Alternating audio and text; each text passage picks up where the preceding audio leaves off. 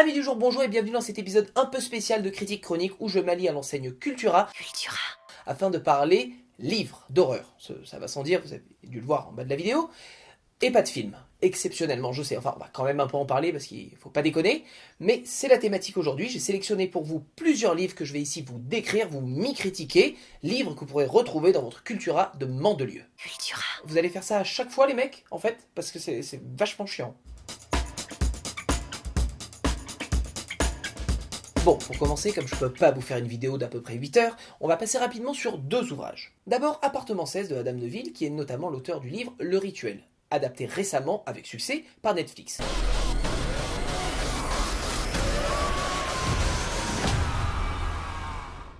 Ici, il est question d'un appartement maudit où meurent ses locataires jusqu'à ce qu'une jeune femme essaye de retracer l'histoire de l'immeuble pour essayer de lever sa malédiction. Ensuite, Rituel de chair de Graham Masterson, le papa de la saga Manitou, un bouquin assez difficile à trouver en ce moment.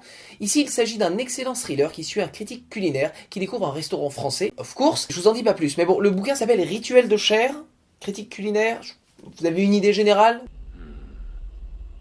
Commençons plus sérieusement avec un ouvrage qui a le mérite d'être un double classique littéraire et cinématographique. Je veux bien sûr parler de L'Exorciste de William Peter Blatty. Bon, cinématographiquement, L'Exorciste, vous savez, c'est...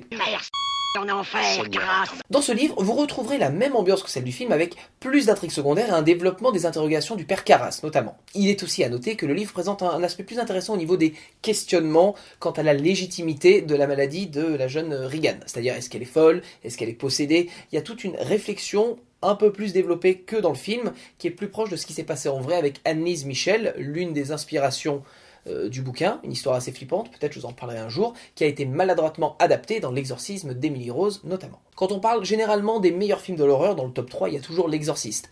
C'est normal. Sachez juste que le livre n'en est absolument pas le parent pauvre. L'œuvre séminale de Stephen King est évidemment au programme, je veux bien sûr parler de ça, tome 1 et 2. Considéré comme son meilleur livre, à tort selon moi parce que c'est Cimetière, ce pavé fut adapté à deux occasions. Une fois à la télévision avec Tim Curry et plus récemment au cinéma. L'histoire d'un groupe d'amis affrontant une entité maléfique sur deux temporalités différentes est un récit magistral que le téléfilm retranscrit mieux que le film en mixant les temporalités. C'est pour moi ce qui a manqué dans le film, mais j'en parle dans ma vidéo, si vous avez le lien quelque part, vous voyez ce que je veux dire. En gros, en séparant les époques, je trouve que le film perd un certain niveau de peur qui est nettement plus présent dans le livre et dans le téléfilm. Mais ça n'engage que moi. Et la meilleure version de ça, de cette narration embrigadée, est dans le livre. Évidemment, le livre, c'est le top. Je dis le livre, enfin, je parle des deux en un, parce qu'à la base c'était un seul bouquin, mais en France, on aime bien couper. Vous n'avez jamais rien lu comme X. X de Thomas Hold Hulvet est un livre comme nul autre. Il raconte l'histoire d'une petite bourgade américaine qui a la particularité de posséder une sorcière qui la hante. Avec ses yeux et sa bouche cousue, cette entité a plutôt tendance à nous faire rire au début parce qu'elle est traitée vraiment de manière nonchalante. Et on se rend compte au fur et à mesure de l'œuvre de son implication dans tous les problèmes que peut avoir la ville et ça rend vraiment l'objet très intéressant. Mais pas seulement. L'autre aspect vraiment intéressant du livre, deux fois intéressant parce que pourquoi pas, c'est comment cette ville s'organise autour de cette sorcière. Le problème est qu'elle doit évidemment pas quitter la ville et que les habitants eux-mêmes ne peuvent pas quitter la ville, sous peine d'avoir envie de se suicider, en gros. Et donc, ce qui est intéressant, trois fois, c'est de noter à quel point l'organisation de la ville est tournée uniquement sur le fait de vouloir empêcher cette entité de sortir. Ils doivent empêcher les gens d'emménager dans la mesure du possible, sinon ils seront eux aussi bloqués.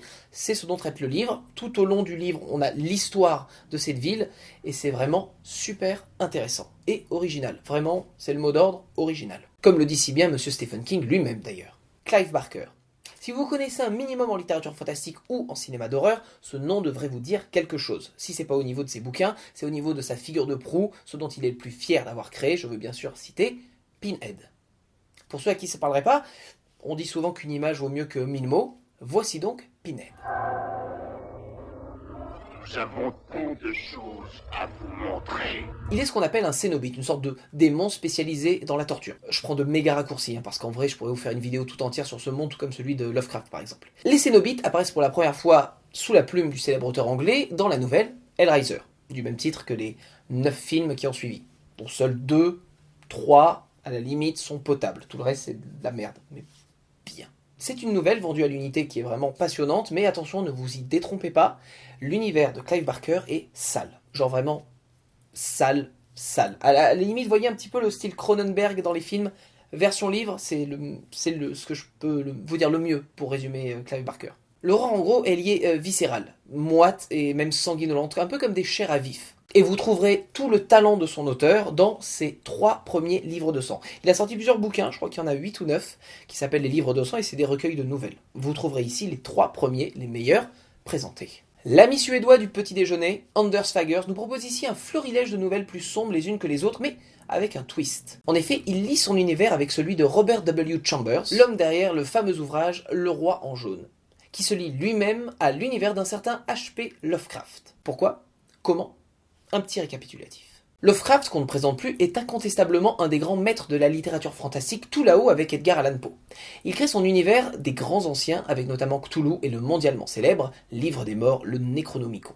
Son univers influencera toute une génération d'écrivains et même de cinéastes, citant notamment la trilogie de l'Apocalypse de John Carpenter, composée notamment de The Thing, Prince des Ténèbres et L'Antre de la Folie. Chambers rejoignera l'univers de Lovecraft au travers d'une référence à une pièce maudite, un petit peu comme le Necronomicon, mais là il s'agit d'une pièce de théâtre intitulée Le Roi en jaune. Mais ce n'est pas tout, il crée aussi la cité fictive de Carcosa, largement citée dans l'excellente saison 1 de la série True Detective. Vous comprenez ici, du coup, l'hommage rendu par le romancier suédois avec son titre La Reine en jaune.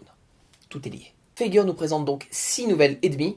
Pourquoi et demi ? Bon, il faut avoir lu le livre pour comprendre, je vous en dis pas plus. Toutes plus dark les unes que les autres et qui feront un excellent ajout dans votre bibliothèque Lovecraftienne ou un excellent point de départ, j'ai envie de dire. D'abord, sous-entendu, dans La Cité sans nom avant d'être nommé dans l'autre nouvelle Le Molosse par Lovecraft, le Necronomicon naît donc en 1923. Écrit de la main de Abdul Al-Azred en 730 à Damas, ce dernier aurait été déchiqueté par des monstres invisibles en 738. Cet ouvrage, au nombre d'exemplaires très limité, contiendrait, entre autres, des formules d'invocation pour les grands anciens, sortes de divinités maléfiques célestes. Bien évidemment, la particularité du Necronomicon est qu'il n'existe pas.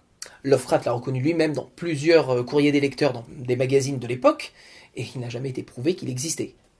Quoi qu'il en soit. C'est une invention de Lovecraft dont la popularité n'a fait que s'accentuer, à peu près à la mort de l'auteur. Et puis, indépendamment, le nom même de l'auteur du Necronomicon, Al-Azred, est un jeu de mots anglais, All as read, qui a tout lu. Alors oui, maintenant vous pouvez encore trouver 1 ou 2 exemplaires du livre, je crois que le Cultura de Mandelieu en a encore 1 ou 2, mais même si c'est un excellent ajout à la mythologie Lovecraftienne, c'est évidemment rien de réel. Vous pouvez invoquer ce que vous voulez avec, il va rien se passer. J'en veux pour preuve que j'en ai moi-même une copie, et que franchement jusqu'ici, il n'est jamais rien arrivé. Par exemple, si on veut invoquer Barmaratu, Balpicaru,